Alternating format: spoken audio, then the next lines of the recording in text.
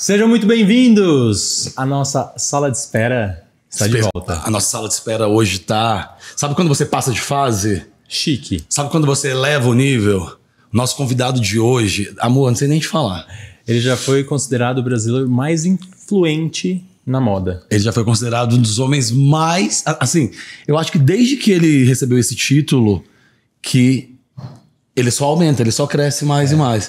Afinal de contas, ó, Madonna, Anitta, Rihanna, Vogue e inúmeras outras lendas já estiveram ali em vínculo total com ele. Não, vínculo total não. Ouvindo o que ele tinha pra dizer. Seguindo os passos que ele dava.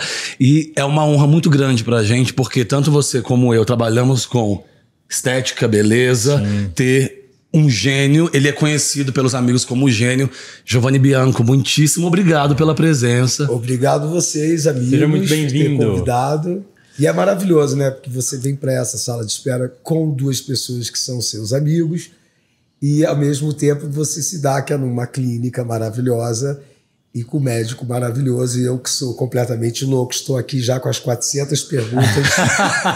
É o que mais me interessa. Mas vamos lá, estou muito feliz, muito obrigado. E, finalmente, né, que a gente já tentou várias vezes e aí não rolava e eu estou feliz. Já falamos de você várias vezes aqui. Seu nome já foi citado várias vezes. Afinal de contas, você já esteve presente... A sua arte, o seu trabalho, o seu ofício esteve presente na vida de grandes personalidades que já passaram por aqui. E o mais importante, você já foi o turning point de muita gente, né? Quando você entrou na vida da tal pessoa, ela fez um trabalho que despontou e colocou ela em uma outra posição.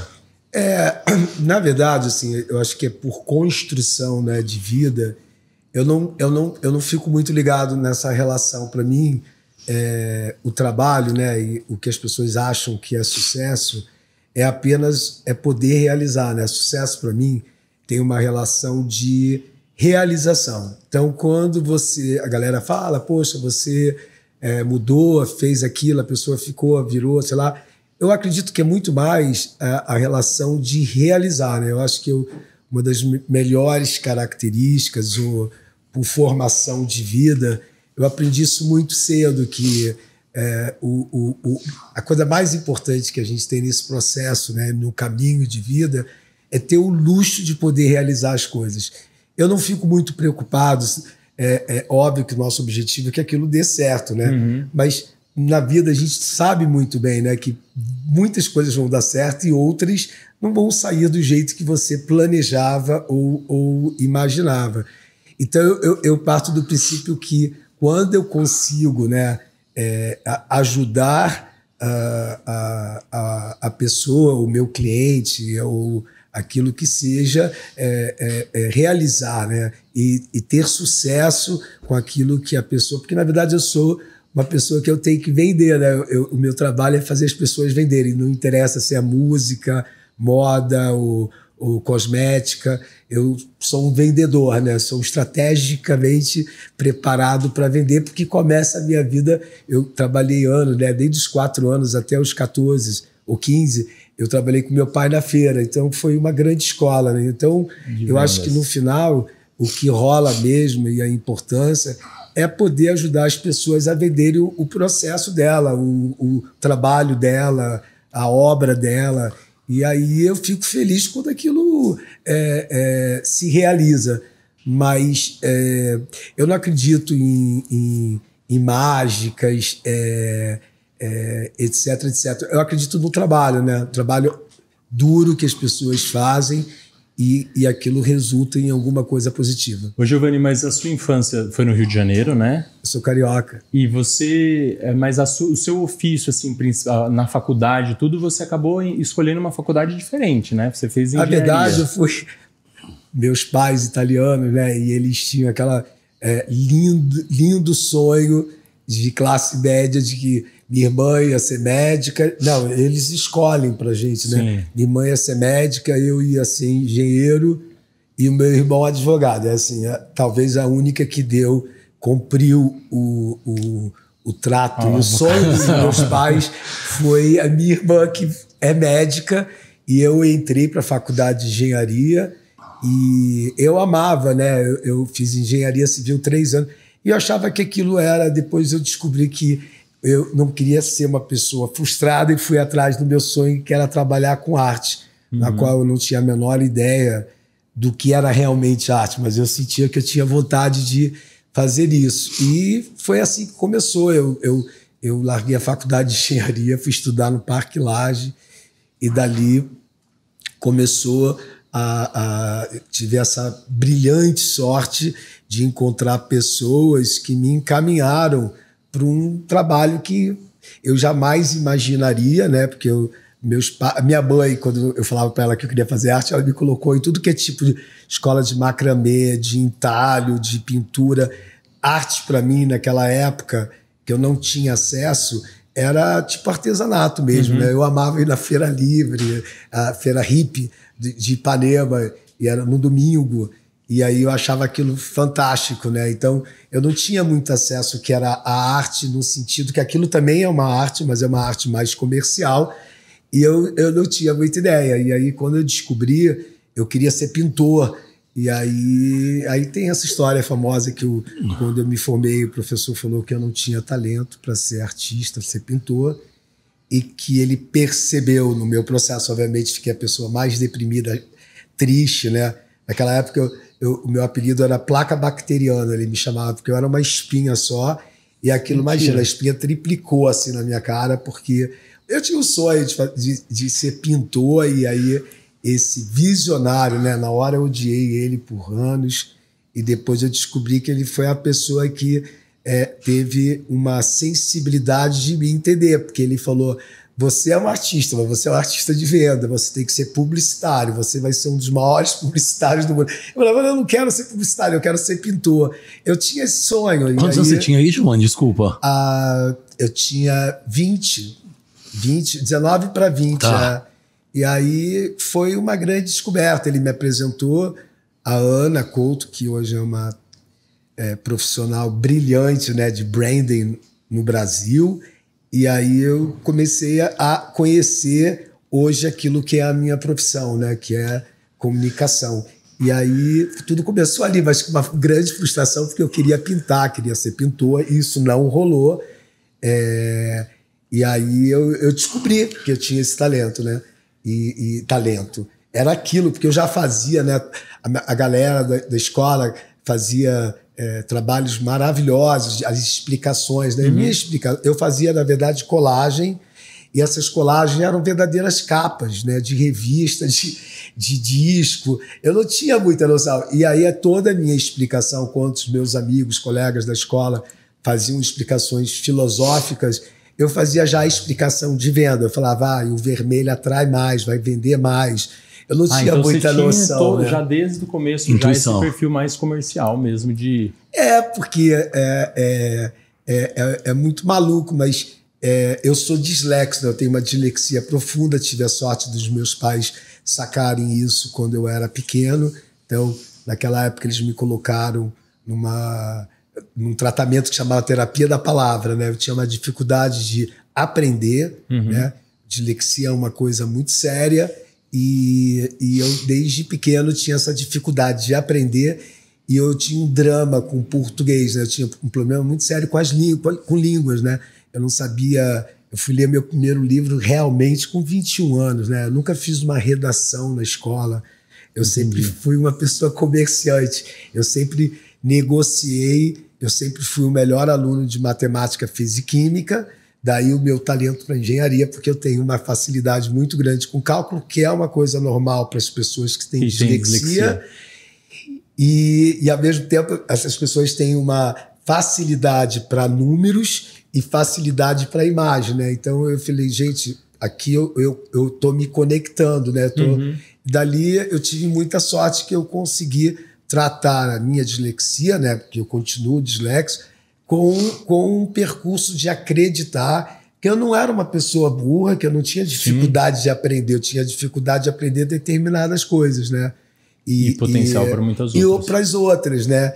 E aí isso é muito importante, né? Uma coisa que eu já tive a oportunidade de de poder falar de dislexias em lugar, na Itália aqui, defendendo, explicando, porque infelizmente o que acontece hoje, a gente tenta falar muito sobre isso porque a maioria das pessoas acabam sendo considerada pelos professores ou pela família que a pessoa tem dificuldade, entre parênteses, que ela é limitada e burra, né?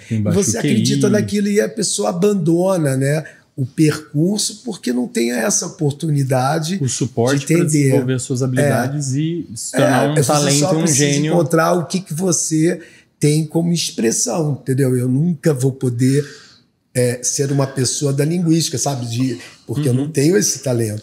Pô, Giovanni, do despertar para o marketing, para você chegar no seu início, para sua ida a Milão, como que foi esse trajeto? Que eu trabalhei com a Ana e a Ana ganhou uma bolsa de estudo com o marido, foram morar nos Estados Unidos. Então, aquele meu mundo encantado, quando eu aprendi a entender o que era o meu trabalho, né? Eu me senti abandonado. O sonho do meu pai era que eu fosse estudar na Itália, ou trabalhar na Itália, que era o oposto que eles fizeram. Meus pais foram imigrantes e eles vieram para o Brasil e construíram uma vida. E o sonho do meu pai é que eu fizesse isso. E aí eu aproveitei, porque meu pai, desde que a gente nasceu, de uma maneira muito inteligente, sensitiva, né? Assim, ele tirou o passaporte italiano meu e da minha irmã logo. Então a gente nasceu já com passaporte italiano. Então quando eu decidi, eu já tinha o passaporte. E aí eu me lembro, porque eu não tinha dinheiro e eu vendi o único carro que eu consegui comprar em 2 anos fazendo o meu trabalho. E aí eu fui para lá com a cara e coragem. Ali foi um divisor de águas na minha vida, né? Eu acho que Milão me abraçou com braços abertos e eu fui muito feliz lá, sabe? Tive a oportunidade de entender o meu trabalho, né? De aprender e de desenvolver, né? Ali do coisa. Mas eu já comecei fazendo esse trabalho no Brasil. Meu primeiro trabalho... Isso que eu ia te perguntar. Meu primeiro trabalho de vida, que as pessoas morrem de rir, mas porque eu conhecia... Na primeira semana que eu fui trabalhar com a Ana, eu conhecia uma pessoa que... Eu era um grande vendedor. Então, assim, mesmo trabalhando com a Ana, eu larguei a faculdade de engenharia, eu trabalhava numa empresa de engenharia, larguei tudo, mas eu vendia caneta, estojinho de metal para você colocar o nome. Então eu saía de ônibus de Santa Teresa, ia para o Jardim Botânico, aonde gentilmente o pai da Ana deu um pequeno escritório para a gente começar, e eu fui lá para ser estagiário da Ana, obviamente com a minha personalidade, depois de um tempo, mais que nem 3 semanas eu já virei, a gente já tinha uma relação de sociedade. Virou dono do escritório, do Leonino, que é... Eu conheci uma pessoa no ônibus, eu vendendo coisa para ela, ela me perguntou o que eu fazia. Eu falei para ela que eu fazia comunicação social, visual, e que eu era gráfico, design. E ela falou, jura? Ela falou assim, eu acho que eu tenho um trabalho para você. Aí ela me deu o cartão dela, ela se chamava... Nunca vou esquecer isso, que foi uma coisa para mim que marcou minha vida. O nome dela era Valéria. Ela me deu um cartão e era no escritório da Ana Maria Tornag, que era uma Carol Sampaio de hoje, era uma grande PR, né, Relações Públicas do Rio de Janeiro.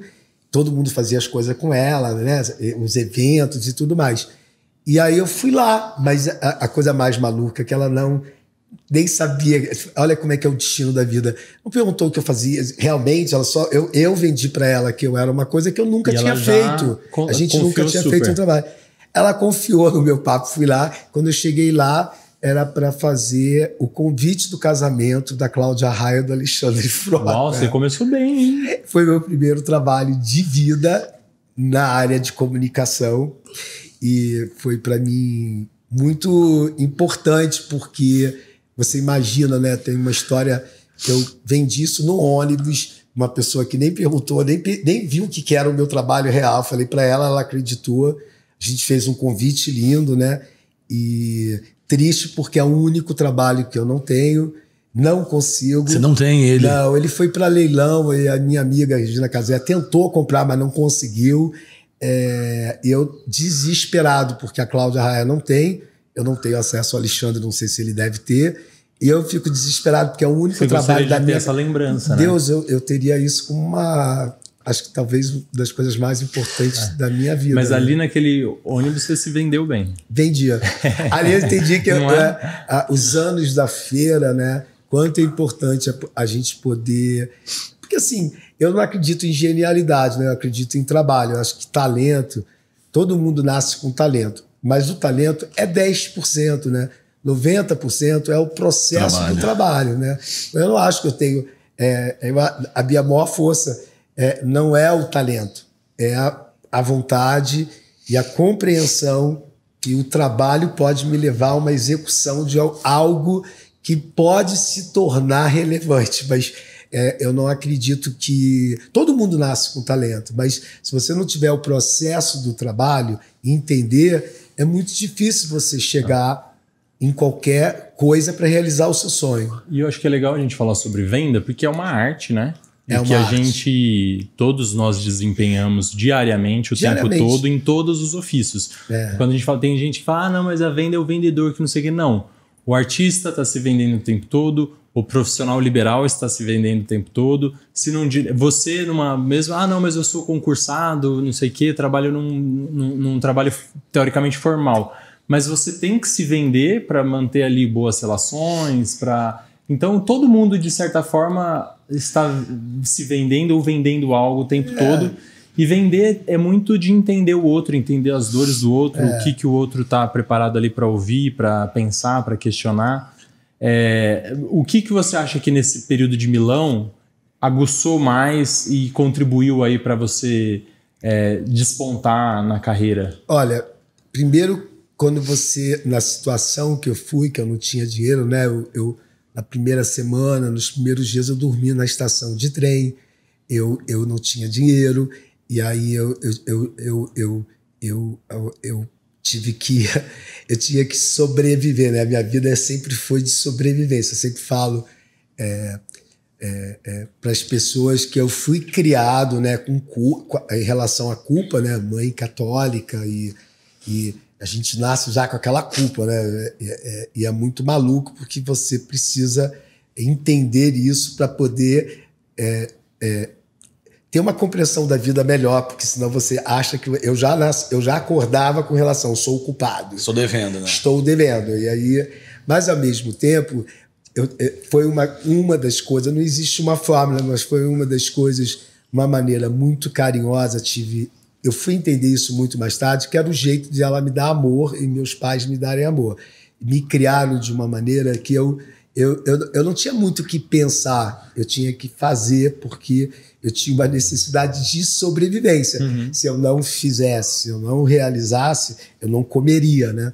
Então, eu não tive essa oportunidade que eu sempre falo para todo mundo quando as pessoas têm o privilégio, né, de ter o tempo de pensar no que vai fazer, né?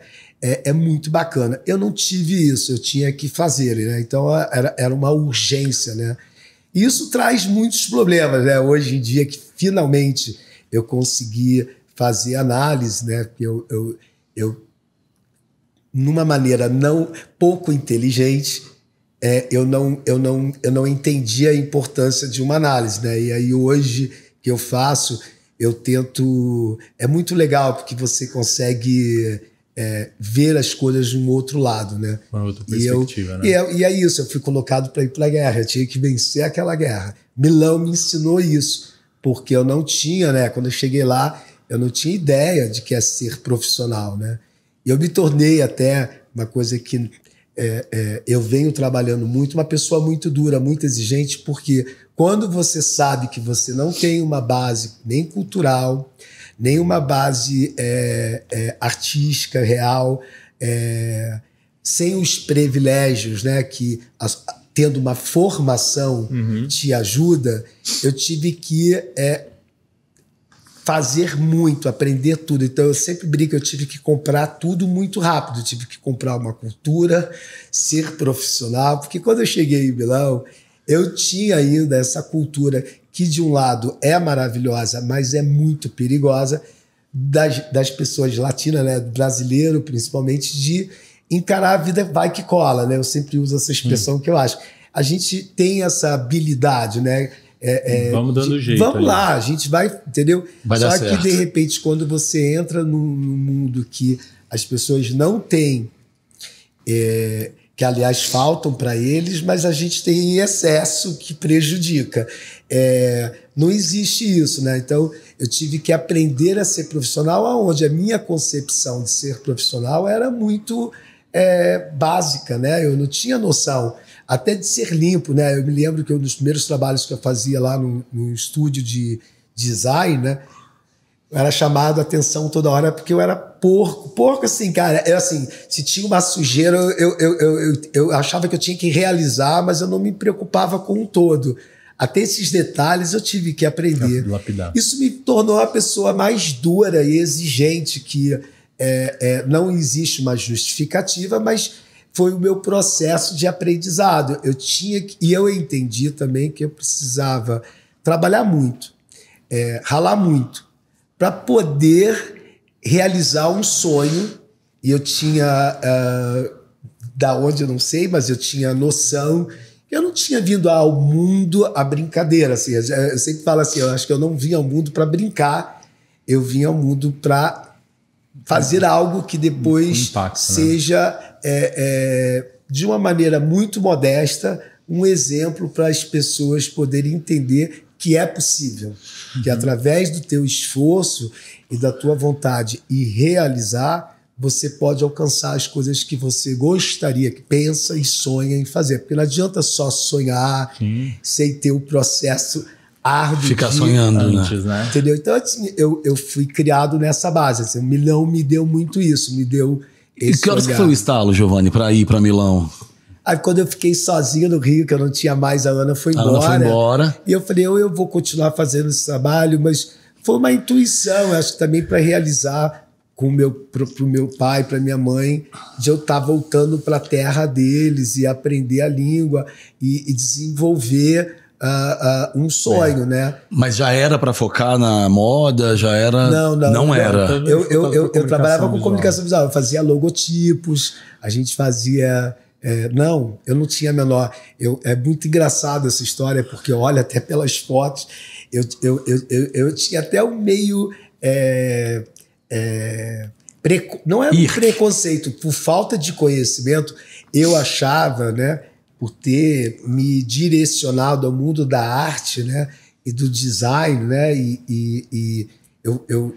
meu trabalho foi para o meu primeiro grande trabalho lá foi para uma empresa de embalagem, né, então eu tinha uma coisa que eu achava a moda uma coisa, eu não sabia, né, eu vejo as fotos, eu não sabia qual era a diferença entre o Versace e Armani. Para mim era tudo igual, entendeu? Eu não tinha uma preocupação estética para esse lado. E aconteceu por acaso, acho que aconteceu de uma maneira muito bacana, porque eu nunca plantei, nunca nem olhei para isso, né? Não era uma pessoa que ficava... Eu não sabia mesmo nada de moda, e ao ponto que um dia, numa festa em Milão, depois de 5 anos que eu já fazia sucesso dentro do meu mundo, né, da minha vida, eu encontrei o Stefano e o Domenico Dolce numa festa. Eles me perguntaram o que eu fazia. Eu falei que eu era um graphic design. E ele falou, você gosta de moda? Você trabalha com... Eu falei, não entendo nada, não sei nada. Não é que eu não falei que eu não gosto, mas não era um mundo que ele falou, acho que você é a pessoa certa que a gente está procurando para colaborar com a gente, eles iam lançar a segunda marca deles, que era a D&G. E eles já faziam um sucesso com a Dolce & Gabbana, e aí eles iam lançar, e aí foi meu primeiro trabalho de moda. Inserido na moda. Aí quando eu tive esse contato, eu fiquei deslumbrado, porque dá para entender que eu não sou uma pessoa que tenho paciência, né? Não tenho... E eu achava bacana, porque era tudo muito... Eu descobri que a moda tinha uma coisa fascinante. Você trabalhava com um mundo de gente linda, era tudo maravilhoso, pagava muito mais do que a outra área, e ao mesmo tempo era efêmero, né? Essa coisa que a moda muda e te exige constantemente você fazendo um update, né? E aí dali, quando eu descobri eu comecei a me apaixonar por aquilo. E aí eu sempre brinco que eu fiz, acho que em 1 ano, aquilo que as pessoas fariam em 5, 10, que eu comecei a estudar que nem um louco, porque eu descobri assim, para ser alguém que faça qualquer coisa relevante dentro dessa área, eu não posso ser quem eu sou. Então comecei a me dedicar de uma maneira absurda, né? Atrás disso que eu me apaixonei pela fotografia, comecei a entender, e tiveram várias pessoas importantes, né? Eu me lembro no começo que eu comecei a desfile de moda, que eu não tinha convite nenhum, eu ficava na porta, pedia, chorava para entrar nos desfiles, e eu conhecia, sorte da minha vida, essa mulher fantástica que é a Constança Pascolato, e ela foi uma grande professora, porque ela ria, porque eu não sabia um nome de tecido, eu não sabia nada, mas eu era fascinado por aquilo que eu via. Então, e tiveram várias pessoas que nesse percurso eu tenho muita gratidão, porque elas não sei como, tinha, por exemplo, a Carla Otto, que era uma das maiores piarres de moda do mundo. Eu morro de rir, porque eu ficava na porta chorando, o pessoal era muito bravo, você não tinha convite, ninguém tinha convite, né? Brasileiro, então não tinha convite para nada. E ela falava para mim, olha, você entra. Eu não sei porque eu ficava lá, você entra, mudo, fique em pé, escondido. Ela me dava. Então eu comecei a ir a desfiles da Jill Sander, desfiles da Prada. Que coisa, né? E aí eu não sei porque ela olhou pra minha cara e ela barrava todo mundo, era uma coisa de maluco. E aí eu comecei a aprender, eu comecei a me apaixonar de uma maneira muito grande, mas eu estudei muito, eu ralei muito, fiz muito para poder ter um domínio daquilo que a gente chama, né, para poder entender de moda, de estética de moda. Ô, Giovanni, falando de moda, né? Eu falo pra caramba, gente. Graças a Deus, é uma aula. Não eu acho que vocês têm que cortar, porque, né? Se a gente for parar pra pensar, você foi da comunicação visual de coisas formais, objetos formais, empresas formais, mas a moda nada mais é do que uma comunicação visual. Você se vende a partir da roupa que você está, né? E aí você começa a entender que a moda também tem um papel social, cultural, historicamente muito importante. É que a gente tem uma relação com a moda de uma maneira, como eu tinha, muito superficial. Que ela pode, né? Porque, assim, na verdade... Só assim, compra ali... Não... Porque roupa, assim, a roupa é um elemento que você precisa para sua vida para se vestir, né? Você não precisa, né? Isso que é muito legal. Você não precisa ter 10 calças, 10 camisas, 10 bolsas, 10 sapatos. A função da roupa, né? De você socialmente não estar nu e vestir. Aquilo que faz você querer consumir a moda e ter é o sonho, né? De você precisa vender isso, né? Esse apartamento de você querer estar ali. Mas a moda é muito importante quando você vê como ela foi mudando, né? E ela teve momentos muito importantes como reflexo, né? Fotografia da sociedade, como a gente foi andando em vários, desde a Primeira, Segunda Guerra, o estouro do capitalismo. Tudo tem a ver, quando você reflete o que os estilistas faziam, é um reflexo daquilo que a gente... É uma fotografia do que a gente está fazendo, passando pela sociedade. Ô, Giovanni, eu queria te fazer uma pergunta. Como essa pessoa, como essa enciclopédia ambulante que você é, e esse cara tão antenado, o que você... E uma grande característica sua que eu acho que você conseguiu passar muito bem para a atualidade, né? Apesar de ter uma bagagem super longa e relevante na moda, porque eu percebo muita gente, a gente até conversou com a Fernanda Mota sobre isso, né? Como que ela trabalhou lá atrás e como que ou as modelos se atualizaram e vieram para os dias atuais, ou elas simplesmente mudaram de ramo, ou elas caíram no esquecimento, no anonimato, até por opção. O que você, como essa pessoa que tão bem transitou lá atrás e manda hoje em dia, transita hoje em dia, o que você mais percebe de diferente no mundo da moda? O que mais mudou? Esse é um discurso até muito... até mais profundo, até pessoal, né? Cada um tem um olhar, mas primeiro que eu acho que assim, eu sempre tive o medo, né, de perder o interesse pela vida. Acho que uma das coisas mais... Outro dia até escutei uma entrevista que a Fernandinha Torres, muito nova, deu, e ela falava isso. E eu concordo, e assim, eu acho que eu sempre tive uma preocupação de não perder o interesse pela vida. Interesse pela vida é o que faz você acordar de manhã, sorrir, e entender que você precisa ter elementos para poder sobreviver, viver, né? Eu acho que uma das coisas mais importantes é respeito a você não perder isso, porque é muito fácil, pode acontecer quando você tem 20, 30, 40, 50, 60, não importa a idade. Quando você perde esse interesse pela vida, fica muito difícil, porque o mundo te esquece e torna-se você dentro de uma caixa claustrofóbica, em que você não tem mais utilidade, funções em relação à vida. E eu entendo que uma das coisas mais importantes pelo interesse da vida é você ter curiosidade. Se você não tem curiosidade e não tem essa vontade de viver, né, a curiosidade para mim é muito... Eu fui entender que uma das maiores características de sobrevivência foi por eu ser uma pessoa muito curiosa, entendeu? Ser curiosa para aprender, para ter o privilégio de ter contato.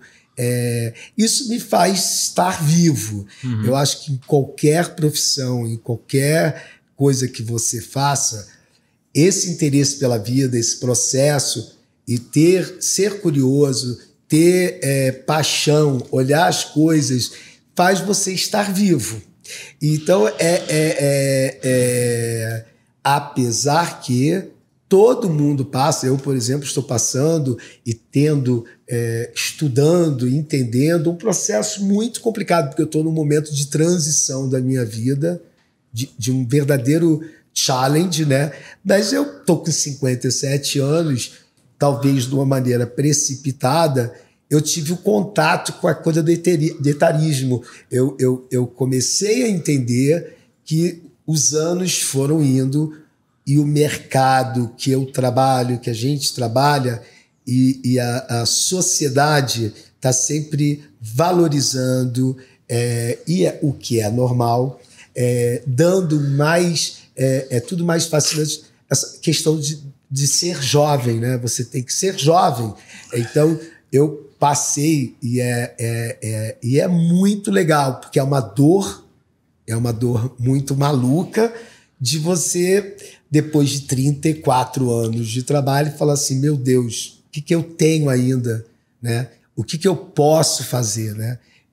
Porque o mercado te deixa assim, entendeu? Você, quando as pessoas começar a falar assim que você fudeu, né? Aí você falou assim, oh meu Deus. Quando não sou mais. Não, e assim... É delicado mesmo. É muito delicado, porque a gente não tem e não foi preparado para isso, né? Então a gente fica achando que a gente é eternamente jovem. Esse eternamente jovem é muito ligado a uma relação de você ter esse interesse pela vida. Essa curiosidade é o que te pode levar a não perder uma luta, né, que a sociedade te coloca ali. É normal, né? Você que é o médico, que trabalha com isso, sim, diretamente, o Ian, que é um styling brilhante, sabe disso, seus clientes. Todo mundo quer ser jovem, né? A gente vive numa sociedade que os valores e a gente que chega num determinado momento, a gente não tem uma preocupação, não tem e nem um respeito pela história das pessoas, né? É tudo muito rápido e o mundo digital foi deixando a gente completamente mais veloz, né? Assim que não existe, né? É muito difícil você ter compreensão do valor do que você fez, do que você é, e para um mercado que querem só eleger o jovem. Então, assim, quando você me pergunta isso, das modelos, estilistas, é isso, você precisa ter uma inteligência emocional, que não é fácil, de sobreviver nessa guerra de que a gente está sempre aplaudindo, né, gloriando as novidades, as pessoas jovens, que vai ser mais fresh, vai ser mais fresco, e cada vez mais complicado, porque você, depois de muitos anos de trabalho, você precisa aprender que o que você fez e o que você faz e o que você possa vir a fazer é a qualidade do seu trabalho, é aquilo que fica e aquilo que vai dar. Então, assim, eu hoje estou aprendendo a lidar com isso, entendendo a importância do que eu posso trazer para o mercado. Talvez eu também deixei que essa droga, né, que é a juventude, o fresh, tem que ser novo, tem que trazer coisa nova. É muito legal, porque aí você começa a ver a vida do outro lado. Assim, eu acho que tem espaço para todo mundo. Sim, o mercado precisa de todo mundo. E dependendo da fase do teu interlocutor, né, do teu cliente, de quem for, vai ser normal ele precisar de alguém fresh na cabeça, né? Mas tem hora que ele vai precisar de pessoas com uma maturidade, né, com uma experiência, que uma pessoa, obviamente, que tem um percurso muito longo, te traz. Então eu tive que aprender a unir, a não ficar mais com paranoia de eu estava envelhecendo e a respeitar a questão do tempo, Sim. se valorizar para aquilo que você faz e tentar dar qualidade cada vez mais nesse processo. Mas você não pode estar morto. Então eu tenho que lidar com todo esse processo de modernização, a procura do novo. Ter essa flexibilidade. E ficar com o jovem também, né? Porque você tem que ter... Manter-se jovem ali. Eu acho que isso é brilhante que você está falando, porque assim, acho que a gente culturalmente, por muito tempo, a gente via pessoas de 50, 60, 70 realmente saírem das suas atividades, do seu trabalho, se aposentarem. A gente antigamente associava uma pessoa de 50, 60 anos já dentro de casa, aposentada, fazendo outras coisas. E essa nova geração que está tendo os primeiros contatos e as primeiras referências de pessoas mais velhas, 50, 60, despontando, ainda mantendo grandes posições. Eu li uma matéria essa semana mostrando quantas CEOs e COOs acima de 50, 60 anos que nós temos no mundo hoje. E que por muito tempo isso não existia. A pessoa depois dos 40, não. O ano que vem ela vai ser substituída por outra pessoa. Então, isso que você falou é muito importante, porque assim, a gente precisa de pessoas acima dos 50, acima dos 60, com essa vontade, com essa entendendo que a idade não é uma referência mais de que você vai parar, se aposentar e que você perde o seu valor, a sua voz, tendo essa flexibilidade no sentido de, o que eu fiz para chegar até aqui já não funciona mais, eu preciso aprender, me reinventar para continuar tendo valor. E é isso. E aí só assim que as pessoas da nova geração vão olhar para o Giovanni Bianco com a sua idade e falar assim, então quer dizer que com 60, 70 eu posso continuar em plena atividade, porque eu tenho uma referência como você. E tem uma coisa muito legal, porque eu tenho essa curiosidade, né, que é o que me faz estar vivo, e é muito louco, porque eu vivencio isso todo dia, sabe? Porque é muito legal quando as pessoas têm respeito pelo seu processo, mas assim, muitos jovens, né? O problema é que a gente está tendo uma cultura da velocidade, né? E essa geração nova foi toda criada com um tipo de educação que é a educação construtivista, né? Que elas não tiveram o que eu tive, que era ser punido, chamado a atenção, cobrado, né? A gente tem essa coisa linda que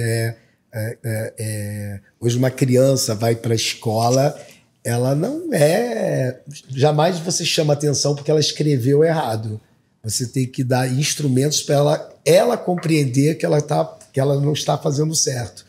E eu venho de uma geração que era o contrário, né? A gente era penalizado, né? Então isso faz você ter regras, faz você ter um pouco mais claro a organização da tua vida como um processo. Respeito também, né? Mas aí eu vejo que hoje, quando você Cara, é muito nítido, né? As pessoas querem ser famosas, né? O objetivo das pessoas não é construir, elas querem chegar ali. Por quê? O mercado faz... A gente está vivendo, quantos jovens que a gente conhece até no nosso trabalho, que com muito cedo eles ficam muito jovens, eles fazem muito sucesso, ganham muito dinheiro. Então, no final, a gente está vivendo essa cultura do sucesso e não da realização. Do imediatismo, né, do imediatismo. Então, é muito fácil pessoas... hoje, para eu conseguir ficar com um assistente no meu estúdio, é uma loucura, porque eles com 28 anos já querem trabalhar sozinho, que já... com 25 já querem ser eu. E já dá o curso, né? Já dá um curso. De um lado é muito legal, porque assim, eu admiro... O problema é o seguinte, cada ser humano tem que entender se ela tem esse instrumento, né? Porque não adianta, né? O que fica mesmo depois é a qualidade e o volume que você faz para aquilo ter uma relevância. Porque senão, não fica. Efêmero, né? E daí não constrói esse legado, né? Eu acho curioso, cara. Eu acho que uma das coisas mais legais que a gente tem é a oportunidade de aprender, né? Para mim, estou aprendendo todo dia, porque, cara, eu sempre penso, eu fui um privilegiado, né? Porque eu achava primeiro que a vida era em relação à meritocracia, porque eu tive que ir para a guerra e vencer. E aí, quando você começa a entender e praticar essa coisa que é uma palavra do momento, mas ela é de tão importância, que é empatia. Quando você se coloca no lugar dos outros, começa a refletir, eu comecei a sacar, né? Eu falei, cara, como é que seria a minha vida se eu fosse preto, né? Eu não teria a dificuldade seria 10 vezes mais.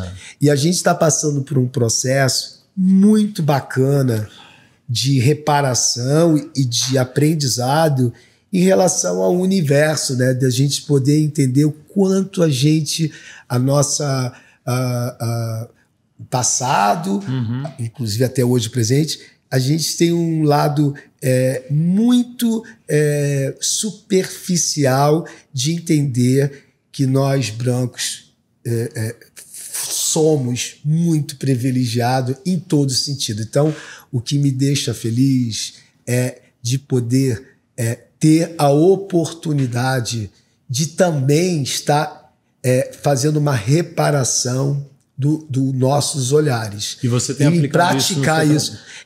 Eu até, é muito louco isso, porque eu começo a entender o meu trabalho, desde que eu comecei a fazer a D&D, né?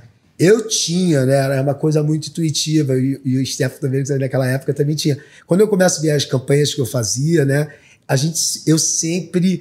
automaticamente, sem ter uma compreensão, não é que eu fazia aquilo com a consciência que eu estava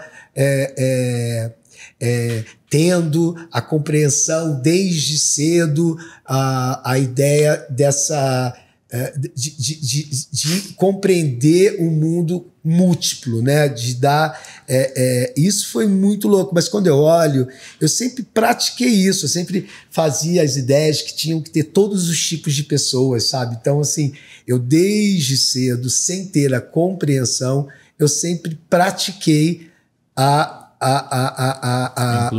coisa que fundamental, que é você ter a diversidade, quanto é importante em relação a isso. É óbvio que a gente passa por um processo que toda a sociedade tem que aprender. Estamos ainda muito atrasados, porque não é apenas compreender, mas você precisa praticar isso. E cada dia a gente está aprendendo uma coisa nova, cometendo erros, que é normal, porque a gente não foi preparado, a gente não teve a oportunidade. Obviamente que teve pessoas que tinham uma inteligência, da minha geração, estou falando, inteligência emocional, cultural, de ter isso. Mas a gente vive numa sociedade que isso foi... Entendeu? Não tinha. Então, é um momento muito importante quando a gente percebe que a gente tem essa oportunidade maravilhosa de criar empatia, de se colocar nos outros e começar a entender como é difícil para muitas pessoas. Então, assim, a ideia do privilégio é que a gente não tem a compreensão, que a gente não deu nem a oportunidade. Sim. A gente, aliás, não via, né? Então, e por isso que a gente tem que estar aprendendo todos os dias, tendo aulas, estudando e praticando, porque o jeito da gente fazer essa reparação é praticando mesmo, todos os dias. Sim. Né? E entender que, infelizmente, nosso passado, a gente não era cego para isso, né? Era blind, era completamente... A gente não enxergava, é muito louco isso. E aí, quando você começa a entender o quanto isso é importante... E o quanto impacta, né? A humanidade, né? Quanto isso é fundamental, né? E eu espero que daqui a um tempo a gente nem esteja mais falando disso, né? Que seja uma normalidade. Giovanni, e da comunicação visual, hoje a denominação correta é direção de arte que você faz? Você tem um nome certo? Eu acho que eu tive a tristeza da minha mãe ir para esse outro universo 20 anos atrás, e era maravilhoso, porque minha mãe era hilária, e ela, em todos os sentidos, e aí ela era revoltada de um lado, porque ela não entendia por que eu ganhava tanto dinheiro, e a minha irmã, que é a médica, porque para ela a profissão, né? Ela, quando eu disse para ela que eu mãe, eu quero ser artista, ela falou assim: como é que eu vou falar para sua tia, a preocupação dela, que você é artista? Artista não é trabalho, artista é ser engenheiro. E aí a preocupação dela, como é que eu vou falar para a vizinha que você é pintor? Pintor do quê? Aí ela sempre, quando eu comecei a fazer sucesso e ganhar dinheiro, ela não se conformava, porque ela falava assim, como é que alguém... Aí várias vezes ela falava assim para a irmã dela, para as pessoas... Consigo entender porque pagam tanto dinheiro para ele fazer letrinha. Ela olhava macabra, ela achava letrinha, coisinha, entendeu? Ela falava assim, a outra se mata no hospital, não ganha nem 1% do que ele ganha. Era uma loucura. E aí eu sempre tive essa dificuldade de explicar o que eu sou, se eu sou comunicador visual, se eu sou diretor criativo, se eu sou publicitário, eu sou um vendedor. É um guru. Feliz de poder ajudar especializado em estética, né? Nessa coisa que é muito maluco, né? Porque depois também com a maturidade você começa a aprender por que você mas isso é mais difícil ainda, né? Porque a gente tem assim, não, isso é feio, isso mas quem disse que seu olhar está correto, né? Quem disse que isso é bonito, é feio, né?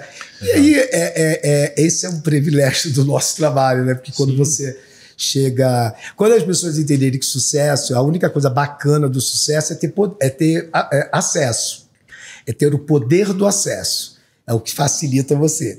Mas, e que o sucesso mesmo, essa questão da mídia, né, é uma bobagem. Para mim, é muito mais importante. Eu sempre brinco, a minha pessoa física não é nada, né? O que eu gosto que as pessoas respeitem, fala é pela minha pessoa jurídica. A pessoa física, né, eu aprendi muito cedo também a dividir esses dois lados. Que é a mesma pessoa, porém, eu humanamente tem que aprender uma coisa e no trabalho é outra, apesar que as coisas são a mesma coisa. Sim. Mas a ideia do privilégio da gente ditar ou falar que aquilo é bonito, aquilo é certo, aquilo é errado. Eu sempre digo, olha, é intuição, porque na verdade é uma intuição, né? Porque assim, você não dá... Como é que você vai explicar para a pessoa, né? E historicamente você aprende como? Comparando, né? Você começa a aprender com seus olhos aquilo que você acha que não é correto e aquilo é correto. E é uma questão muito... ser efêmero desse lado é muito maluco, porque não dá para explicar. Então eu passei a minha vida sem saber explicar qual era o meu trabalho real. Assim, para mim, é muito engraçado até hoje. Pessoas falam assim, adoro as roupas que você fez para Madonna. Gente, eu nunca fiz roupa nenhuma, não sei.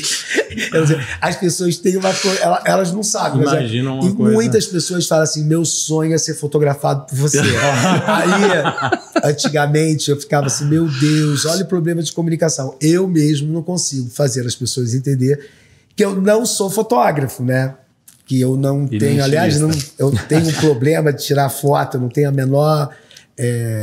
mas muitas pessoas até hoje, meu sonho é ser fotografada por você. Eu falei, meu Deus. E aí é até complicado explicar para a pessoa, não, olha, eu não tiro foto, eu não tenho nem máquina fotográfica, né? O meu trabalho é vender. Ô, Giovanni, deixa eu perguntar uma coisa, desculpa. E o que você apontaria como divisor de águas, assim, o trabalho que fez, a gente viu ali a Doty, o Domênico e o Stefano no começo, que foram esse impulsionador, mas o que você acha que fez você ser Giovanni Bianco? Cara, meu trabalho de ser insistente e de ficar brigando. Então, assim, peço até desculpa a todo mundo que eu briguei, porque o meu processo foi de muitas brigas, mas com causas importantes. Eu acho que todo mundo que passou pela minha vida através das minhas brigas, todo mundo saiu também no lucro, aprendendo alguma coisa. Mas, assim, é muito complicado você chegar e dizer. Óbvio que é muito fácil você entender que eu comecei a fazer sucesso com a moda, mas assim, o que distribui o seu nome, né? Porque a questão é, quando você tem o privilégio de trabalhar com alguma coisa que tem o poder, imagina que naquela época nem tinha um mundo digital, não tinha Instagram, não tinha nada, mas tem o poder de distribuir o teu nome, eu não posso negar que quando eu tive a oportunidade, né? Deus foi tão generoso comigo, que eu tive a oportunidade de fazer o trabalho que era um sonho meu, trabalhar com a Madonna. Óbvio que aquilo tem um impacto muito maior, porque ela é conhecida internacionalmente. Por mais que eu fiz trabalhos que eu considero, até hoje, muito importante, né? Eu fiz um trabalho para a Nike, que era incrível, que eu acho que tem... Fiz tantas coisas que eu acho que foram de extrema importância. Mas a Madonna traz isso, ela traz uma distribuição, um pouco que aconteceu hoje. Tem uma parte da juventude que eu acho isso lindo, né? Que me relaciona à Anitta, né? Porque assim, no percurso da Anitta, na qual eu tive o privilégio, né, graças à nossa amiga Marina, que a gente tem em comum, de ter conhecido ela no momento que ela estava muito na procura de uma mudança, né? E tendo toda a inteligência e a compreensão de que eu sempre olhei e achei que ela ia chegar onde ela chegou. Não achava que fosse tão rápido, né? Mas assim, é inacreditável. Eu desde o primeiro dia, né? Porque tem essa história hilária do dia que eu conheci a Anitta através da Marina num jantar. A Marina deve ter falado alguma coisa para ela, eu tenho certeza que ela não sabia quem eu era, mas aí a Anitta virou assim, a gente vai trabalhar junto. Ela falou assim, você vai trabalhar comigo. Eu falei, pô, claro, cara, eu adoro, né, assim, eu te conheço, eu, tipo assim, achando que eu tava arrasando. Eu te conheço, você não imagina, lá em Nova York, eu fico olhando no espelho, eu amo, e fico imitando, né, beijinho no ombro. Ela falou assim, eu não sou a Valesca, eu sou a Anitta. Isso. Era uma loucura, porque eu sou tão dislexo que eu achando assim, eu não sei, eu associei a ela a Valesca. E aí eu falei assim, eu adoro, era um sucesso, era o beijinho no ombro. Era da Valesca. Ela falou assim, não, eu faço show das Poderosas. E dali, cara, ela roubou meu coração, eu acreditei, e foi um encontro privilegiado, né, de sorte. Começa em Bang? Comecei com Bang, até o nome eu criei, né, essa coisa é muito maluca, né, o nome Bang não existia, foi tudo muito louco, porque sempre que eu fiz trabalho para um artista, ela me mostra o trabalho dela, que ela vai fazer, as músicas e tal. Sim. Quando eu perguntei, a Lisa falou, não tenho.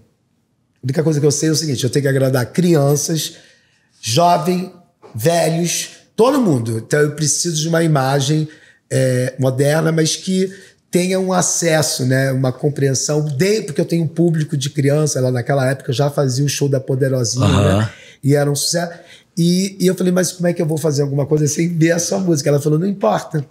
O que importa é isso que eu tô te falando. Aí eu falei, pô, eu que adoro desafio, olhei para ela e falei, cara, essa mulher, essa garota tem algo que, não sei, era assim, eu já cometi alguns erros, mas depois eu conto outras histórias. E acertos de olhar para a pessoa e acreditar naquilo. E aí eu fiz o trabalho. Demorei um tempão para entender, mas muito maluco que a primeira ideia de fazer o comic foi a primeira ideia. Eu não sei, olhando para ela, eu falei, eu acho que ela poderia ter uma imagem um pouco mais pop em relação... E eu não sabia o que escrever, porque ela não tinha um nome, não tinha nada. Não tinha nem a letra? Não tinha nada. Nada. Ela falou, vou fazer. E aí eu mandei o trabalho para ela. E não sabendo o que escrever, eu escrevi Anitta e coloquei num dos layouts a palavra Bang na boca, sabe? Que é do comic mesmo, né? Que a gente vê a capa do Bang. Aí eu botei, porque assim, é muito esquisito você escrever só Anitta. Você tem um nome do CD, eu botei Bang, que tinha a ver também com a coisa. E aí eu mandei o trabalho, até fiquei chateado na época, porque ela demorou acho que umas 2 semanas e não me respondeu. Até liguei pra Marina, falei, pô, Marina, sua amiga, cliente aí é meio mal educada, né? Ela não, nem pra dizer que gostou, amor. E aí, logo depois disso, a Anitta, né, cara? Ela é um fenômeno. Realmente, cara, ela é de ser estudada, porque eu vou te falar, eu sei que eu colaborei muito, mas eu aprendi mais com ela do que ela aprendeu comigo. Eu vou te falar isso de coração. E aí ela me ligou falando assim, olha, eu não só amei que está aqui a música, eu fiz uma música e o nome do CD vai se chamar Bang, eu fiz uma música Bang, tá aqui, vamos fazer um vídeo... Porque assim, até então era só uma imagem. Não tinha menor. Nem sabia se ela ia gostar. Eu mandei. Você vê como é que ela é incrível, né? Ela nesse tempo que ela não me ligou, eu fiquei preocupado, chateado. Falei, cara, estou fazendo assim um trabalho, entendeu? Eu não estou ganhando pouco dinheiro, nada. E eu sei que ela fez um sacrifício até para me pagar. Mas eu falei, pô, pelo menos agradece, né? Ela falou, não gostei, odiei. É muito maluco. Ela estava criando. Ela fez toda uma história através disso. E óbvio que eu não tinha como não se apaixonar por isso, né? E aí foi muito bacana para ela, mas acho que foi muito mais bacana para mim, porque isso que eu digo que as pessoas falam, sucesso é isso. Quando você entende que você fez algo que o seu trabalho pode transformar algo para aquela pessoa. Então, o sucesso para mim é eu poder ter a oportunidade de realizar aquilo, que eu poderia não ter tido nem isso. E você imprimir a sua marca também, né? Eu lembro, assim, você é uma super referência para mim. Eu lembro quando eu cheguei em São Paulo em 2005. Eu lembro que uma das primeiras... Porque eu vim também, eu sou formado em publicidade, vim trabalhar com moda para sair de Brasília, mas eu não era o cara estilista nem desenhista, entendia quase nada de tecido, mas eu queria sair de Brasília, porque eu não queria ser funcionário público. E eu lembro que uma imagem que me falou, eu preciso seguir esse caminho, era a campanha da Arezzo, que em 2005 era Juliana Paz, numa praia artificial. Eu falo pra ela até hoje isso, que é uma das imagens mais lindas. E como que a gente tá falando aí de 17 anos, pra mim, a Arezzo é Giovanni Bianco, né? São quase 24 anos. E esse trabalho da Juliana, cara, foi muito maluco, porque os meus clientes, né, da Arezzo, eles não eu tive que falar assim, ou é a Juliana, ou eu não vou trabalhar mais para vocês. As brigas do Giovanni, então são essas. Tinha muita briga. Pessoas, o dia eu tenho que escrever a justificativa, porque as pessoas, tem uma coisa maravilhosa, que eu li isso da Bruna Lombardi, que ela fala assim, as pessoas só olham para você, o lado, assim, elas veem o lado da pinga, mas elas não entenderam, porque essa pinga em relação a você celebrando, feliz, o lado bom, mas elas não entendem o processo, as brigas, os conflitos, cada guerra que você precisa inventar para conseguir ser e defender aquilo que você acredita.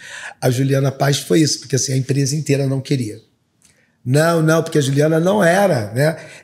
Eles queriam, no processo que eu fizesse, uma pessoa menos popular, entendeu? É uma visão outra. E a Juliana, eu não sei também, aí também não tem como explicar. Eu me apaixonei por ela, eu falei, eu não sei de onde que veio, falei, cara, tem que ser a Juliana Paz. E aí, eu acho que as imagens que as pessoas tinham da coisa não sofisticada da Juliana, porque ela era assim, rainha da bateria, ela era uma menina popular, uma menina que tinha 460 fotos de biquíni, a gostosona, e as pessoas não agregam, não entendem que todo mundo é plural, né? Assim, você pode...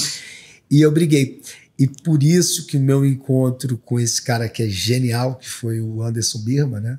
Para mim, uma das pessoas mais brilhantes. E ele mesmo não acreditando, ele falou assim, olha, se acertar, a vitória é minha. Se errar, a derrota é sua. Presidente então, da Arezzo. seja responsável e faça, mas saiba que vai ter essas condições. Eu falei, não, se não for ela, eu não vou trabalhar mais para vocês. E aí ele é um gênio, E ele deixou contra todos que falavam não. Então eu também, assim, eu sou muito maluco, né? Porque eu comprei brigas na minha... Mas muitas não foram poucas. A Anitta é uma própria briga, né? Eu tive boicote, assim, eu fui chacoalhado. Eu me lembro que não tinha uma marca de moda que quisesse emprestar uma roupa para a Anitta. A dificuldade que eu tive de ligar para as pessoas, marcas internacionais, eu tinha que chegar aos prantos para poder falar assim, era uma briga. Agora você imagina você com toda a sua bagagem. Eu trabalhei com a Anitta antes de você. Eu tenho amigos nossos que viraram a cara para mim e falaram, você está jogando o seu nome. Eu não vou citar nomes, pessoas muito famosas, entendeu? Eu me lembro que e é muito louco o mundo dá voltas, né? Artistas que eram amigos, conhecidos e que festejaram, né? E me deu a maior força. Eu conto isso sempre pra Anitta. É muito maluco, né? Foi a Marisa Monte que ela falava assim, eu acho que você tem que fazer, vai brilhar. Porque eu entrei em crise, as pessoas... Olha, eu nunca vou esquecer, as pessoas falavam assim, de Madonna, o fim de carreira de Giovanni Bianco, de Madonna, termina em Anitta. Mal sabem, né? Eu, cara, assim, eu obviamente, né, como eu sou teimoso, eu acredito. E eu vou dizer, eu depois falo uma coisa importante que eu aprendi com a Sandy, escutando uma entrevista dela. Eu entendi que eu tinha que acreditar naquilo, que eu queria acreditar. E não escutei ninguém. Fui lá, como errei também, né? Porque como a Anitta foi um acerto, eu também errei, porque a Lady Gaga me chamou para fazer a primeira capa de disco dela. E eu não quis fazer. Você tá brincando? Falei, porque eu achei ela feia, achei ela... Não entendi a música dela. Cometi esse grande erro. Era a primeira capa dela, né? E eu achei que ela... Assim, eu falei, cara, ela vai ter que ter tanto trabalho. Ela não era Lady Gaga, entendeu? Era uma menina normal. Sim. E eu não olhei para ela, não me inspirei. A música também, não tive compreensão. Eu falei para ela, não, que eu não tinha tempo. Meu Deus. E ela tinha pouco dinheiro também, entendeu? E depois você trabalhou com ela? Cara, fui trabalhar com ela. Ela nunca esqueceu. A gente foi fazer a campanha da Versace. E a primeira coisa, quando a gente se encontrou, ela falou assim... Você não quis trabalhar comigo. Exato. Você tá falando sério? Claro. E ela foi hilário, cara. Mas assim, ela é demais, ela maravilhosa. É incrível, né? Então, a gente comete esses erros também, de você... Tanto que foi uma coisa engraçada que depois acabei não fazendo porque era para fotografar, fazer tudo na data dos 50 anos do meu aniversário. Eu falei, me ligaram e a Selena Gomez queria fazer também o primeiro trabalho dela de... Eu falei, nem quero escutar a música, vou fazer. Eu não queria mais errar, então qualquer pessoa, no mínimo, né? Eu falava, mas vou fazer. Só que depois eu vi... Não, um erro gigante, né? Porque não tive essa sensibilidade. Mas voltando nisso, a Marisa foi a única pessoa que... ela foi fantástica, cara. Ela falava, não, essa menina é talentosa, ela é bacana, vai lá, você vai se expressar de uma outra maneira, é importante também, né? E a Marisa é foda. Gênia. Ô, Gênia. Giovanni, Eu tive agora... muita sorte. Mas uma coisa que eu aprendi com a Sandy, que aí eu acho que todo mundo jovem precisa ter essa compreensão. E eu fiquei muito marcado com isso, porque ela era uma menina... Eu não fui da geração, né? Quando a Sandy e o Juninho estouraram, eu não morava aqui, eu morava em Milão, eu não tive, eu não, né? Mas numa entrevista eu escutei uma coisa que marcou a minha vida. Ela falou: eu aceito as vaias com o mesmo, com a mesma compreensão e respeito dos aplausos, porque eu compreendi que no percurso da vida a gente vai receber muitas vaias, mas também vamos receber muitos aplausos. Então é muito importante você entender que na vida você vai acertar, as pessoas vão amar o que você fez e vão depois, ao mesmo tempo, entendeu? Vaiar você, não aplaudir, vai. Então, assim, a gente, como ser humano, tem que aprender. A gente não é uma máquina perfeita, então a gente vai errar, vai acertar. E eu, dentro de tudo, tô no lucro. Acho que eu fiz bastante coisa que deu certo. Pelo amor de Deus. Ô, Giovanni, ontem eu tava conversando... E a Juliana deu certo. Eu fico feliz que toda vez a Juliana, ela lembra disso. Ela fala: você mudou minha vida. Porque aí eu fiz ela te ama, né? Gata, amo ela e eu acho que ela é foda. E eu tinha certeza que a Juliana era a Juliana, entendeu? Assim, e não tem umas explicações, né? Eu me apaixono pelo ser humano. Não tem uma explicação da onde... Ô, Giovanni, deixa eu fazer uma pergunta. Por trás dessa mente criativa brilhante, ontem eu estava conversando com uma pessoa e ela foi fotografada recentemente pela Anne Leibovitz. E ela falou que foi um choque. Foi um banho de água fria. Ela estava super maquiada. E aí a secretária da Anne ligou para ela no meio do caminho e falou: a Anne pediu para você vir sem maquiagem nenhuma. E quando chegou lá no estúdio, ela se deparou com um mood board. A Anne tinha entrado... no Instagram dela e tinha feito uma pesquisa e viu como que ela queria retratar aquela pessoa. Você estuda todo mundo que você vai apresentar uma proposta? Da onde, se você fosse falar, da onde que vem a sua ideia? Da onde que veio o comics pra Anitta? Eu não tenho uma fórmula, não tenho muita explicação. Não tem uma receita de bolo? Não tem. Se eu tivesse, venderia, né? Eu ficava lá com uma barraquinha na frente do meu estúdio. Quando eu fiz a Anitta no ônibus, né, que eu tive que brigar para chegar lá, as pessoas, várias empresas me procuraram: eu quero fazer uma imagem com você, mas você tem que me garantir que vai ter o mesmo sucesso da Anitta. Eu falei: cara, se eu soubesse, eu não estava nem te escutando, eu estava abrindo uma barraquinha aqui e vendendo essa fórmula. Não existe fórmula. Intuição. É uma intuição. Claro que você estuda, é o mínimo que você precisa fazer para fazer qualquer tipo de trabalho, e você precisa ter instrumentos. Mas a relação da criatividade, aonde vem as ideias, cara, eu sempre digo que eu sou um bom liquidificador. Acho que eu fui acumulando tantos elementos dentro de mim, e aí cada pessoa que passa, eu boto lá numa velocidade no meu liquidificador, que é a minha cabeça, e algo sai, assim, e eu tenho... As ideias vêm de tudo que é lugar. Eu tento explicar isso para os meus meninos jovens, que é um drama, né? Porque você vai fazer uma campanha de joia, aí ele já vem com 3, a cliente já vem com isso, mas aí os teus assistentes jovens vêm com 3 imagens da última campanha da Tiff, da Bulgari. Eu falei assim: cara, eu não posso viver das imagens que já fizeram agora. Já foram feitas. Né? Por favor, traga-me coisas que inesperada, que vai te dar elementos. Então não existe fórmula, cara, não existe... Existe muitas referências, existe... a bagagem que você... Eu me inspiro dentro do supermercado. Quando eu digo às pessoas, acham que eu sou maluco, mas farmácia, eu amo loja de construção civil, eu compro qualquer coisa. Eu vou me inspirando em coisas que as pessoas não têm ideia, sabe, da onde... Voltando, né? Vou voltar. Acho que o grande segredo está vivo na vida: ser curioso. Curiosidade, E aí vai, é muito difícil. E eu acho muito bacana quando, óbvio, você vai fazer um trabalho, você tem que ser estudioso, você precisa ter respeito por aquele trabalho. Que é uma coisa que eu, quando falo assim, o que mudou a minha vida foi ter ido para Milão e depois para os Estados Unidos aprender e talvez me tornei essa pessoa dura pelo respeito que eu tenho pelo trabalho dos outros quando me respeitam e eu tenho que impor. Então, às vezes, vai num grito, tudo que eu não queria, mas tem que ir no grito, porque eu tenho compreensão que 5 minutos do trabalho daquela pessoa vale muito dinheiro, igual a mim. Então, o trabalho para mim é o trabalho, não é uma...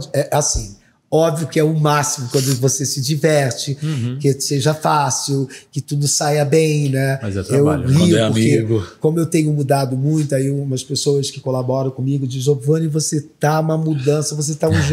Eu fico muito preocupado, porque eu fico achando que eu tô doente. Eu fico assim, meu Deus, será que eu estou perdendo a magia, né? Porque eu fui educado. Cara, uma das coisas que a Madonna me ensinou, né? Cada vez que eu apresentava um trabalho para ela, ela falava assim, você gostou? Você acha que tá bom? Volta. Eu tenho certeza que você vai fazer uma coisa melhor. Ela sim. Só que eu já sabia, porque ela sempre escolhe a primeira ideia. Mas ela tem uma compreensão que eu acho maravilhoso. Aí as pessoas, não, isso é masoquismo. Não é. Quando você compreende que você não tem esse talento, essa coisa, né? E é só através do trabalho duro. Então, trabalho para mim, cara, é muito... tem uma importância muito grande. Não que eu não queira ser feliz, que eu não queira brincar. Tudo vai depender daqui. Mas hoje, por exemplo, né, uma coisa que pode me tirar da cabeça. Você está trabalhando, as pessoas estão no celular, olhando o Instagram. Você está lá, concentrado, falando. Aí tem uma galera... E para mim isso não é respeito, né? Assim, eu preciso que as pessoas que estejam junto comigo tenham o mesmo comprometimento. Porque, senão... A única diferença agora é que eu estou agora como velho, um pouco mais velho, experiente, aprendendo que nem todo mundo olha o mundo igual a você. A sua perspectiva, e né? aí a escolha, o que eu posso fazer, não trabalhar mais com aquela pessoa, não devo continuar, porque ela não vai olhar nunca daquele jeito, né? Eu nunca tive problema nenhum com pessoas profissionais, entendeu?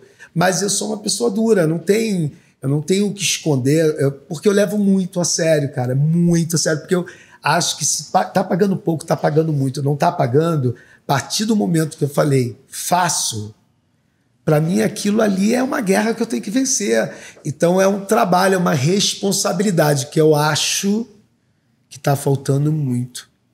Eu acho que uma das coisas que a gente deveria, né, ter como... na escola, né, era uma matéria chamada responsabilidade. As pessoas precisavam ter a compreensão do que é ser responsável. Comprometimento e ser responsável, né? Ô, Giovanni, mas eu tô vendo você falar muito do seu lado, que eu acho super genuíno e altruísta, de você, né, falar das coisas que você aprendeu, do seu lado, digamos, bravo, né, e batalhador e bélico, digamos assim, para defender aquilo que você sempre acreditou, mas eu convivo com IA diariamente e eu sei que na sua profissão vocês lidam com artistas, com pessoas que já a vida inteira, muitas vezes pessoas que já estão no sucesso, que falaram assim, poxa, as pessoas já me veem de uma forma, eu já estou num patamar alto. Não é fácil você desconstruir aquela imagem e a pessoa ter a humildade de se entregar e você se permitir construir uma nova imagem ou colocar aquela pessoa sob um outro aspecto. É muito difícil. Vocês lidam com egos gigantes. Como que é isso? Cara, é um casamento, porque a vida... Eu tenho, por isso, né? Eu acho que o meu grande talento também é cálculo, matemática e probabilidade. Eu tenho muita facilidade com isso. Então, eu entendi que a vida é 50-50. Sucesso vai rolar se você me der os 50 e eu te der os 50 e a galera toda tá dando lá a sua parte. Total. Quando o mundo dá a sua parte, vai. E aí vai depender do ser humano, porque se o artista, o cliente não der a parte dele, é muito difícil sozinho, que aquilo vai rolar. Conta, então, né? Assim, é muito uma sensibilidade. Eu sempre falo, cara, assim, ó... E tem uma coisa também que, da parte de quem faz o nosso trabalho, é ter a inteligência de entender que aquele trabalho não é seu. Não é meu. Uhum. Porque uma das grandes magias do meu trabalho é ser eclético e respeitar o que é o artista. Por exemplo, eu amo muito mais trabalhar com um artista que sabe o que quer, que tem uma inteligência, não abre mão é mais fácil do que uma pessoa que é tão, né, livre e que depois a pessoa não sabe ainda vai dizer, mas não sou eu. Nem Amor, você sabe, né? Nem você sabe. Então, assim, e aí eu prefiro, porque parece a princípio mais duro. Então, assim, não tem como. Qualquer pessoa que trabalha com arte é muito difícil, né? Eu tenho um ego gigante. Eu sou leonino, então, assim, eu tenho um ego. Cada dia tô tentando entender como é que eu vou estar, né? Na verdade, assim, a sua luta diária é o seguinte: a gente é um lobo. Você que tem que escolher se você, naquele dia, vai ser o lobo ruim ou o bom.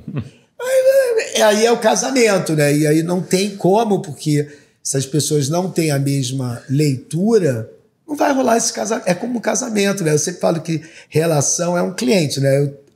Namorado, família, eu considero tudo um cliente. Você tem que ter estratégia, tem que ter paciência, tem que aprender.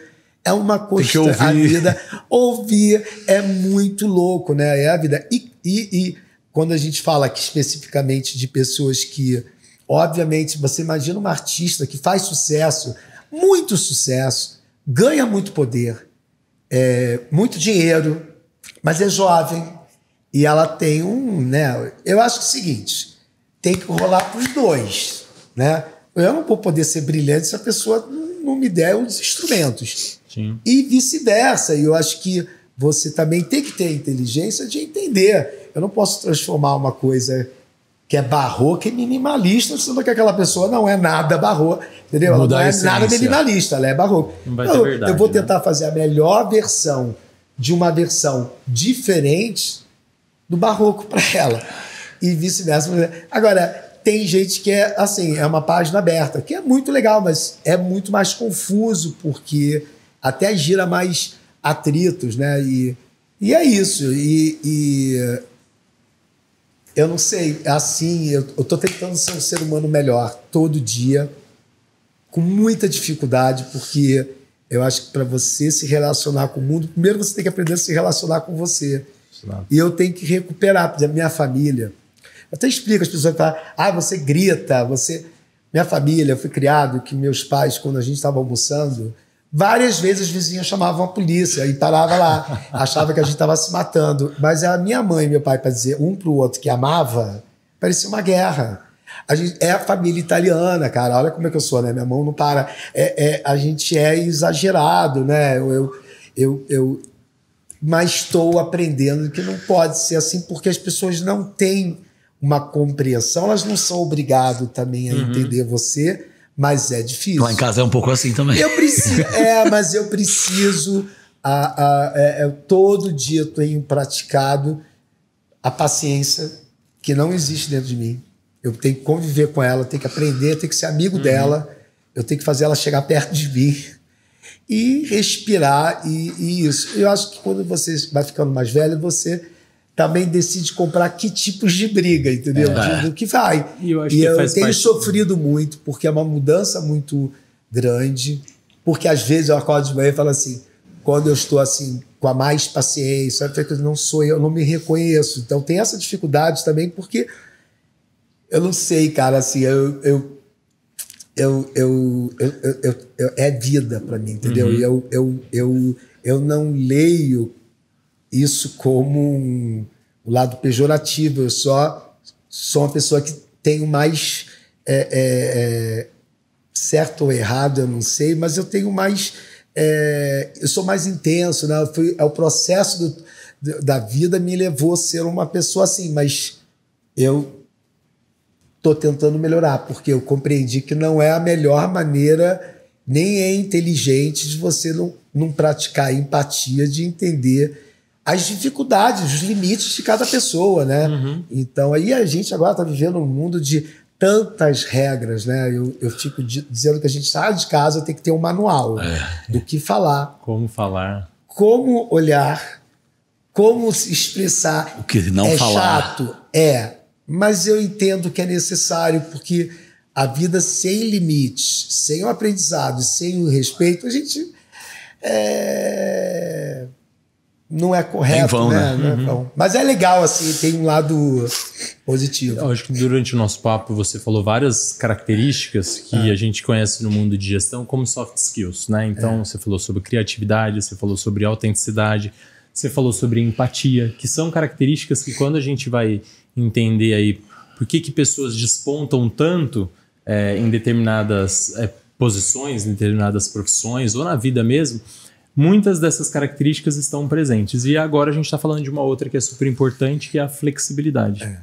E a nossa flexibilidade é um exercício diário e ela tem que ser... Deus. Né, você pode estar na posição que você tiver, você pode estar no auge, mas se você não for flexível, você não se mantém ali relevante, importante. Porque é isso, porque as gerações mudam e você tem que se adaptar à nova realidade, à nova geração. Eu vou te falar, é um aprendizado muito importante e é dolorido, é doloroso, sei lá, não é fácil, mas cada vitória que eu consigo, eu volto para casa feliz de ter falado, meu Deus, eu estou fazendo aquela pessoa feliz. Mesmo que às vezes eu estou mentindo, né? Porque assim, e aí eu aprendi que a gente não pode... olhar para... Porque eu sou a pessoa mais sincera do mundo e eu paguei muito caro por isso. Entendeu? Eu não...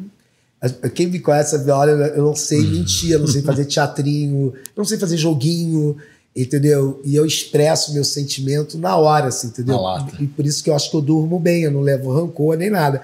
Mas, cara, eu tô aprendendo, eu fico feliz de poder...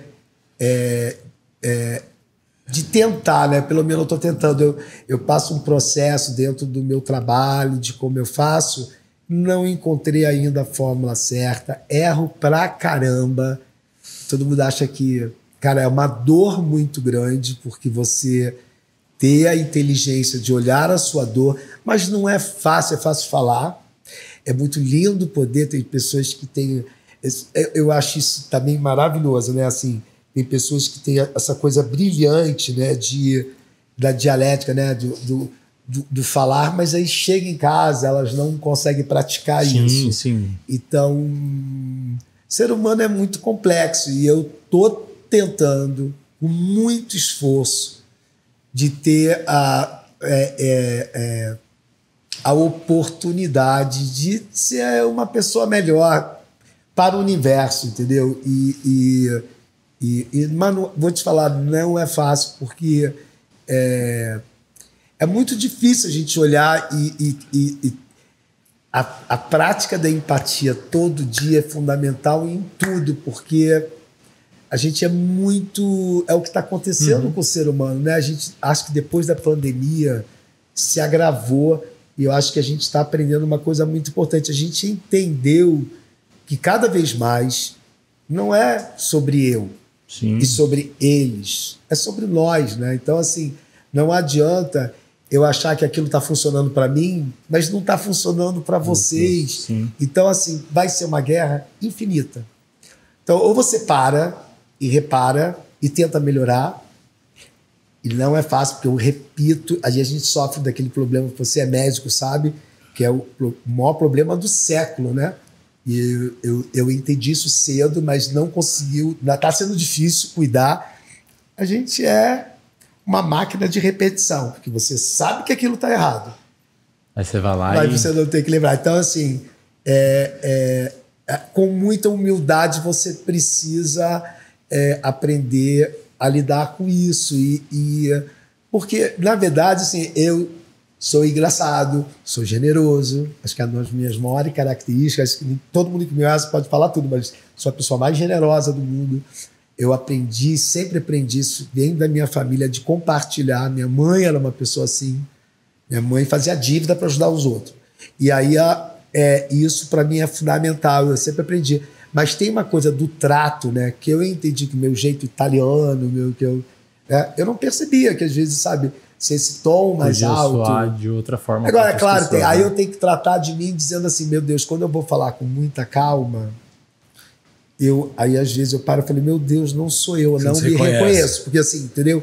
Então, Porque é difícil. Fica nessa briga interna. Eu teria que ter aprendido, ter tido a oportunidade de ter aprendido isso mais jovem, mas não tive, né? Então, eu não tive esse tipo de privilégio de aprender. Então, é difícil você consertar, mas eu tenho a dizer que, assim, cara, eu tenho, mesmo nas brigas, mesmo nas batalhas, eu tenho muito respeito. No fim, é só porque eu não tenho brigas pessoais da parte humana com as pessoas. A minha briga é do trabalho. Sempre trabalho. Porque eu olho o trabalho de uma maneira diferente.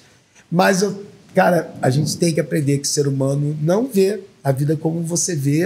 E você tem que ter humildade de entender, compartilhar, porque senão vai virar uma guerra eterna. As pessoas devem achar que eu tô louco. Não. Assim, eu tô aprendizado e às vezes é importante a gente falar, porque existe muita mal compreensão do que é a pessoa, sabe? Eu sei que eu não sou uma pessoa fácil, mas, cara, é uma batalha diária. Então, quando eu ouço, aquele artista, cara, é muito fácil falar. E é muito fácil, porque a gente vê muitas pessoas zen, bacana, mas quando elas voltam para casa, elas são muito escrotas. E elas não percebem isso. Então, tem gente que tem esse talento, né? Eu amo uma coisa da Madre Teresa Calcutá, que foi quando ela, depois de muitos anos, um pouco antes de morrer, ela escreveu uma carta duvidando de Deus. Ela chegou... Então, assim, se a Madre Teresa duvidou de Deus, ela falou assim, gente, eu estou aqui anos praticando, e não continua a galera passando fome na Índia, eu não vejo solução. E ela ficou, que existe essa dúvida, porque você se entendeu? Porque assim, o mundo é muito complexo, né? E a gente tem que ter essa história de compreender a história, compreender quem é você, e todo dia é uma batalha. Se eu chegar e conseguir vencer essa batalha, né? Já é uma... vou estar feliz. Giovanni, a gente tem um quadro aqui no nosso podcast. Ai, que medo. Chamado Espelho, Espelho Meu.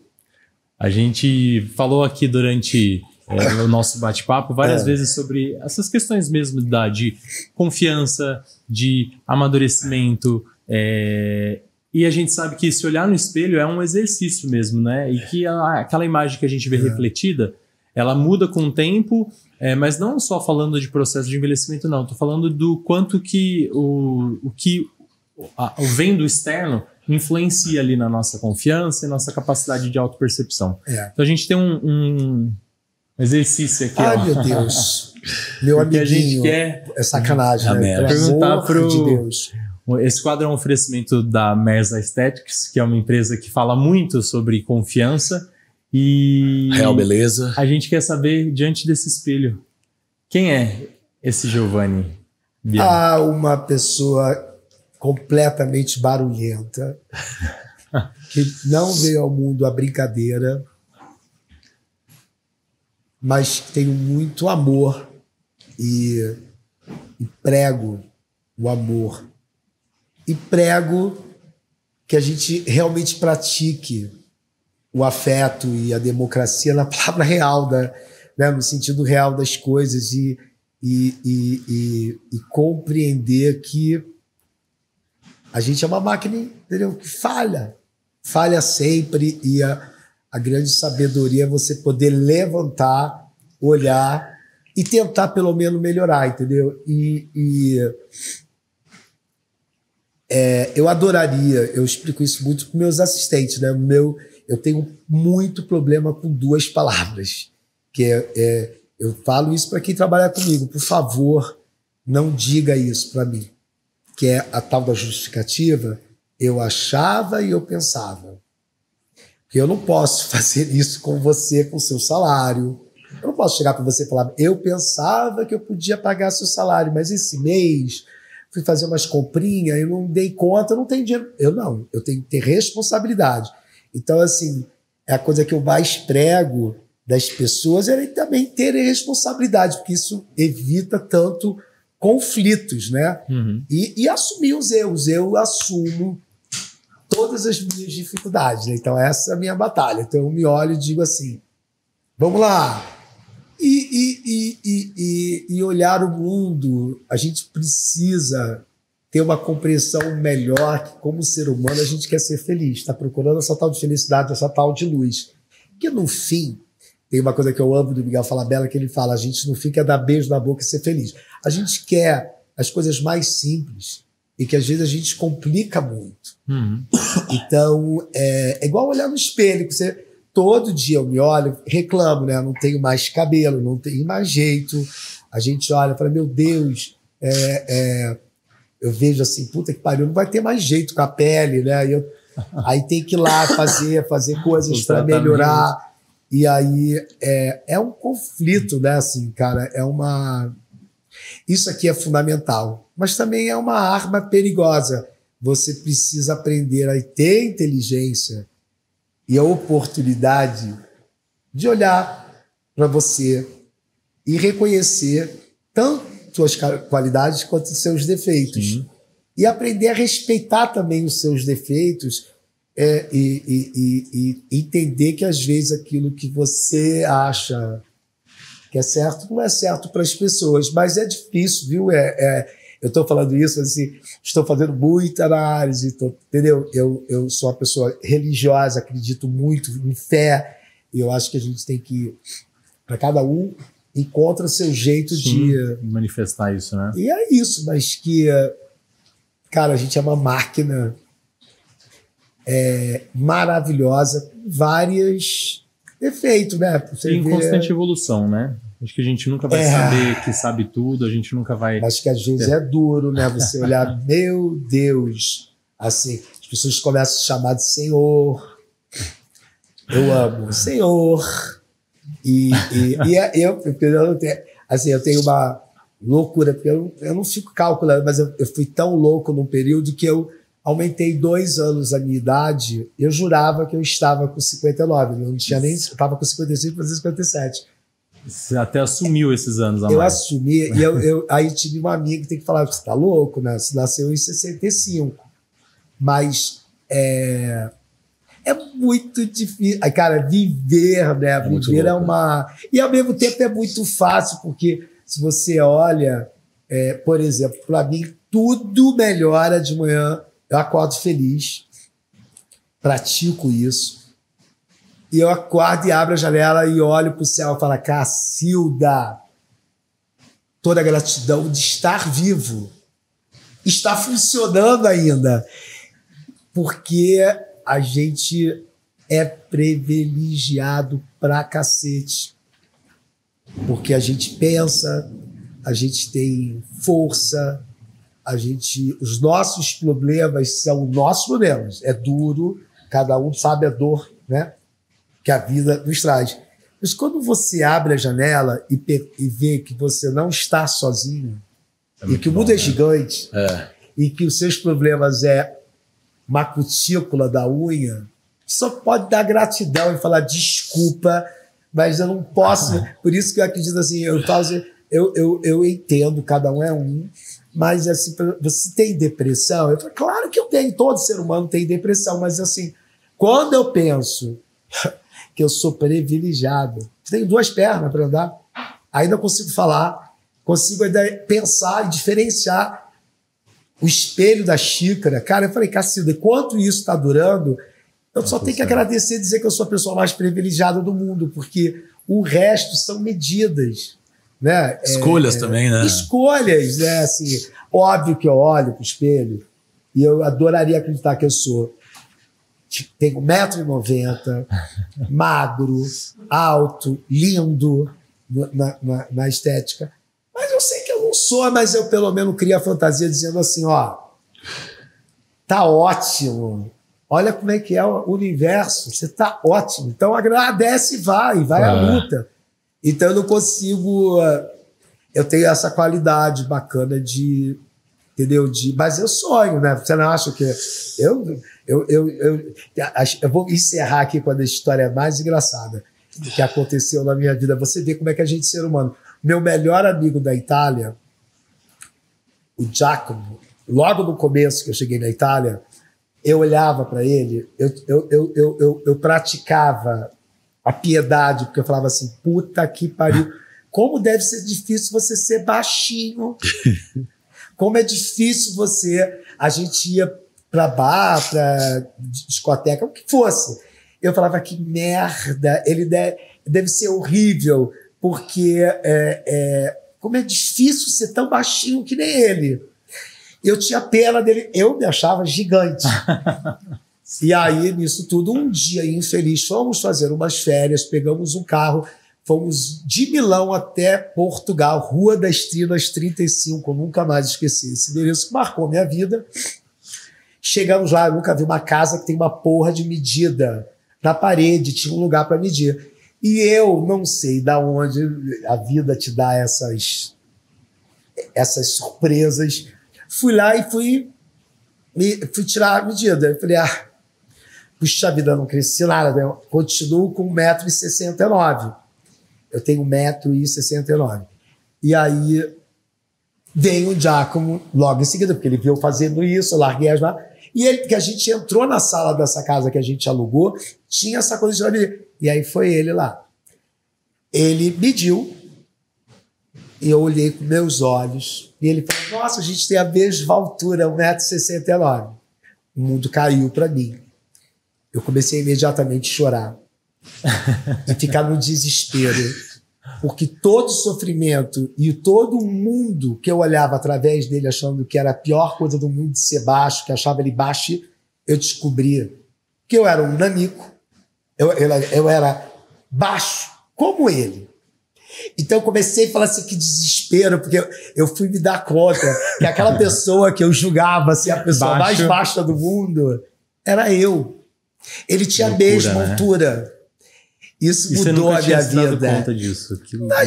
Porque eu olho, assim, eu sempre achei que eu era gigante. É muito maluco. Eu vejo uma pessoa de 1,90 m, eu sei que ela é alta, mas eu me sinto tão alto quanto aquela pessoa. Então, esse meu amigo, eu sempre olhei com pena dele.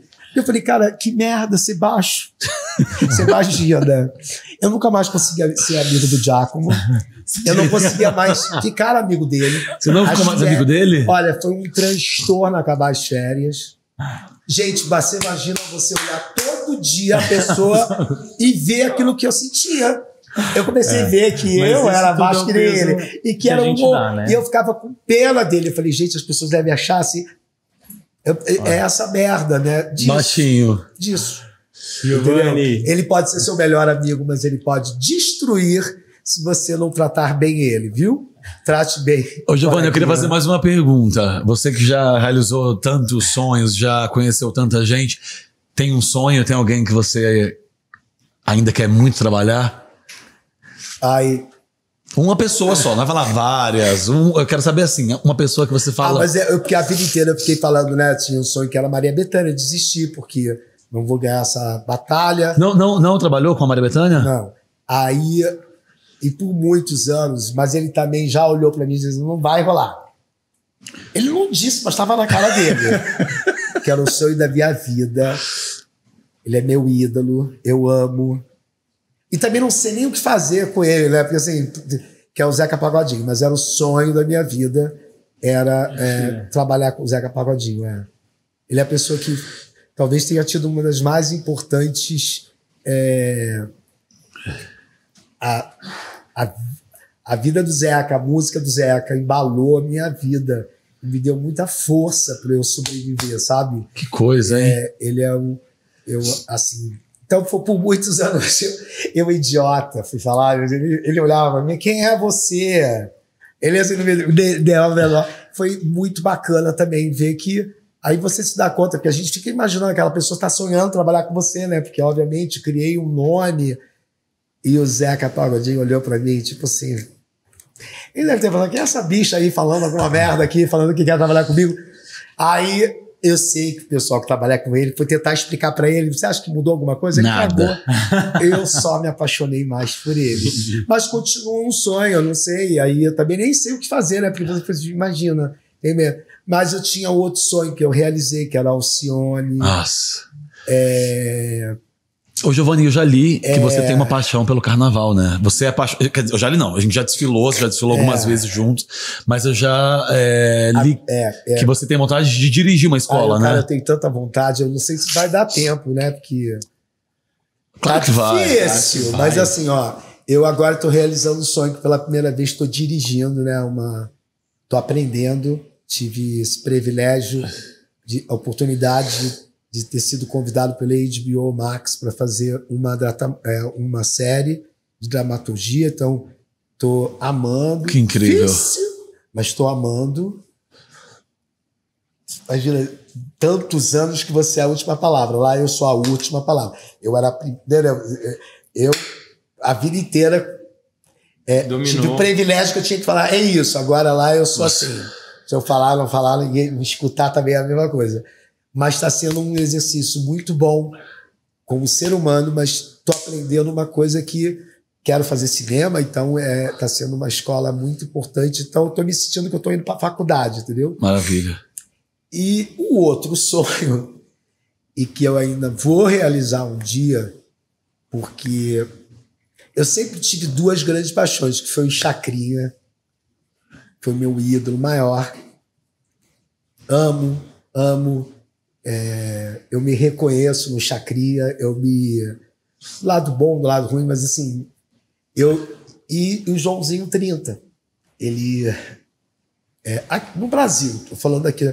E aí o meu sonho, né, eu sempre sonhei. E como os meus sonhos dá certo, porque a vida inteira eu sonhei que ia trabalhar com a Madonna, todo mundo ria. As pessoas falavam que eu era louco. Imagina, nem inglês direito você fala. Você vai trabalhar com a Madonna? Eu falei, um dia eu vou trabalhar com a Madonna. Como? Eu não sei. Aí eu falava, um dia eu vou trabalhar com a Miltia Prada. Um dia eu vou trabalhar com a Donatella Versace. Então assim, profetizou tudo. Eu tô tão cansado que eu prefiro até não dizer, porque eu tenho medo que não aconteça. Porque também se não acontece, cria uma frustração. Mas eu, mesmo jovem, quando eu comecei a entender esse universo do espetáculo, da beleza, da estética, eu olhava pro Joãozinho 30 e falava assim, eu quero ser igual a ele, quero criar, olha que loucura, ter oportunidade de colorir, emocionar as pessoas por um dia, com aquele trabalho que é um ano, e você explode a emoção das pessoas. Assim, eu falava, gente, eu quero ser igual, quero fazer igual. Então, assim, eu sempre fiquei com essa história. Sou apaixonado por carnaval, sou apaixonado pelo samba, já tive convite, mas não estou pronto. É uma responsabilidade muito grande. Porque também, quando eu fizer, cara, eu vou ganhar. Eu não vou entrar para perder. É que nem eu brinco, né? Assim, a gente precisa ter essa autoestima. Eu falei, cara, eu vou ganhar um Oscar no meu... É muito mais importante realizar. Né? Mas eu sempre brinco, eu vou ganhar um Oscar no meu primeiro filme. Mas o que eu posso fazer? Quer dizer, se rolar, vai se confirmar. Se não rolar, eu vou entender que também... E que você fez... Não são só os aplausos, mas eu realizei. Mas eu gostaria de poder ter tempo ainda. Mesmo velhinho, que eu digo, sei lá... Eu poder realizar de ser carnavalesco, porque é uma das coisas mais lindas da vida, né? Você que trabalha com styling, com imagem, quantas emoções que é olhar para aquilo, né? E eu acho maravilhoso você falar sobre, né, o fato de não estar preparado. Eu até toco muito nesse assunto com as meninas que vêm aqui. Muitas delas já saíram na frente de bateria das nossas convidadas. E a importância que é você saber que você está tirando o lugar de, às vezes, meninas que nasceram na comunidade, que vivem para aquilo. É um sonho meu também, trabalhar com carnaval de outra forma, né? Como carnavalesco. E eu já me atrevi a começar a estudar aqui em São Paulo. Eu tenho um amigo que é carnavalesco da Águia de Ouro. E eu comecei a conversar com ele. Cara... Você não sabe nada. É uma loucura. Você está entrando num território totalmente sério, um território de estudo muito levado a sério. E se você não estiver preparado, é melhor realmente que você não... Porque para esse show acontecer, para essa explosão, tem muito suor, né? Tem muita coisa... Muita gente preparada. Mas, Ian, nada é impossível a partir do momento que você entenda que não adianta sonhar, mas tem que a providência ir junto. Abrir mão de algumas então coisas. Você vai ter que ir lá poder entender que você vai ter que ralar muito para poder fazer aquilo bacana. Você não chegou a ser um médico brilhante, né? Deixando todo mundo lindo. Você acordou de manhã, vou fazer isso, né? Você deve ter uma construção, ralou, né? Para construir, para ter o que abriu mão de muita coisa. Todo mundo. Então é isso que eu digo. Essa coisa brilhante da Bruna Mágica, ela fala que as pessoas, elas olham a pinga, né? Elas olham a parte boa, né? Mas elas não entendem qual foi. Ninguém faz sucesso, e um sucesso verdadeiro, sem ter ralado, cara, ter percorrido, ter... As pessoas não têm ideia, mesmo. Mas a gente só vê a parte superficial, né? Mas é muito bacana quando você tem o privilégio. Eu estou realizando um sonho. Não sei se eu vou... Que é aquele de dirigir, entender. Uma dificuldade, porque a gente fica preocupado com o cabelo, com a roupa, com a maquiagem, com a estética, a direção de arte, né? E aí é um outro universo que eu tenho que estar preocupado com a dramaturgia, com os sentimentos. Com a emoção. E eu estou descobrindo que acho que é a melhor coisa que eu faço. E as pessoas acham que eu sou... É muito louco. As pessoas olham para mim, eu nem estou olhando para a roupa.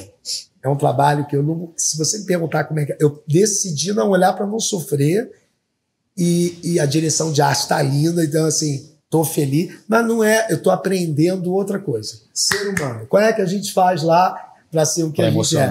E contar aquela história correta. Eu estou aprendendo, e isso é maravilhoso, porque chegar aos 57 anos e ter a humildade de ir lá e aprender é uma luta. É uma luta. E está sendo muito bacana. Então, assim, eu sei que quando eu for fazer o carnaval... Eu vou também ter que olhar de uma maneira diferente. Mergulhar de cabeça. Mandar um beijo pro Sidney França, inclusive, que me recebeu de braços abertos. Mas é isso. Carnaval, né? A gente tem essa... Eu ficaria o dia inteiro aqui. Giovanni. Eu tenho agora que trabalhar. A nossa sorte que eu vou gravar uma cena lá da série, que é num terraço aberto. Então, assim... Se eu tiver atrasado também, não vai estar acontecendo nada. Tá caindo o mundo, né? Você vai agora? Daqui você vai pra lá? Tá caindo o mundo aqui, ó. Mas a gente quer agradecer muito. Pô, foi maravilhoso. Olha só. A sua presença. São 3 horas da tarde. A gente deve começar. Se deixar que a gente fala pra caramba. Sabe por quê? É muito legal quando você tem um diálogo com pessoas que têm uma compreensão também do teu universo. E o fato da gente também se conhecer, né? Cria um bate-papo bacana. E parabéns, porque acho que de uma determinada maneira, o que vocês estão fazendo é criar documentos, né? E manifesto para o futuro. As pessoas poderem ter, porque através disso você também vai poder contar a história das pessoas, né? E a curiosidade. Então, assim, o que parece superficial, que a gente está fazendo aqui a unha, né? Não é, na verdade, cada um está contando um pouco da sua história. E eu acho que você se abriu e mostrou um lado que, assim, para quem já te admira, vai te admirar mais.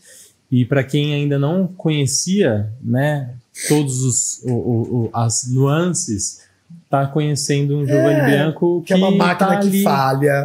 Mas que é uma que máquina se expõe feliz. de todas as formas, e que bom, né?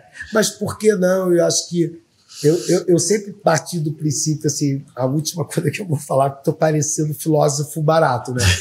Daqui a pouco vão falar assim, nossa, você tem que escrever um livro de alta ajuda. Não é. É a gente poder compartilhar também aquilo que a gente está tendo a oportunidade de aprender. Os tombos e não só a pinga. Exatamente. E aí tem uma coisa muito importante, porque eu fico sempre imaginando como é que vai ser e o que a gente vai deixar como referência. Quando a gente não estiver mais aqui, estiver em outras dimensões, eu aprendo muito olhando documentários de pessoas que eu admirei, que hoje não estão mais aqui, mas tem um registro do processo das pessoas. E então, isso é muito legal, porque quando você tem a oportunidade de registrar coisas que pode ajudar alguém a refletir ou aprender, é uma oportunidade muito bacana, porque eu poderia só falar sacanagem. Eu amo falar sacanagem, eu adoro falar besteira, né? Assim, eu sou fofoqueiro, adoro gente podia ficar horas aqui. Mas o que é legal é que a gente pode também ter a oportunidade de deixar como é que está sendo um pouco da minha construção, né? Como é que eu olho o universo, eu não olho... E tenho certeza que você trouxe exatamente isso. E é legal, e obrigado por vocês serem bons escutadores, ouvidos, A nossa, que é outra grande qualidade que as pessoas hoje precisam ter, e é isso. E a nossa intenção aqui maior é essa mesmo, Giovanni, é essa troca, a troca de experiências, mas nós somos quem mais aprende porque isso, a gente ouve, né? Reflexões, né? É quando eu falo assim, não, cara, eu aprendi muito com todas essas pessoas extraordinárias que eu tive o privilégio de encontrar e trabalhar, porque sim, dei muito para elas e poderia ser que em algum momento eu aparentemente tinha mais poder, cara, mas eu sei que eu aprendi muito mais, né? O caso da Anitta, né? A Anitta, pra mim, ela é uma escola, assim. Eu tenho um respeito pra essa guria, essa garota, que ela cara, é demais ver quanto é bom você ter interesse pela vida. A Anitta tem interesse pela vida. É um fenômeno. Isso é extraordinário. Giovanni, muito obrigado. Obrigado mesmo. Agora vamos lá, que eu tenho que fazer várias perguntinhas. Eu não vou sair daqui. Vamos entrar lá na sala. Sai da sala de espera. Giovanni, muitíssimo obrigado. A próxima entrevista eu garanto que eu vou estar com uma aparência 20 anos mais jovem. Beijos. Beijo, tchau, pessoal.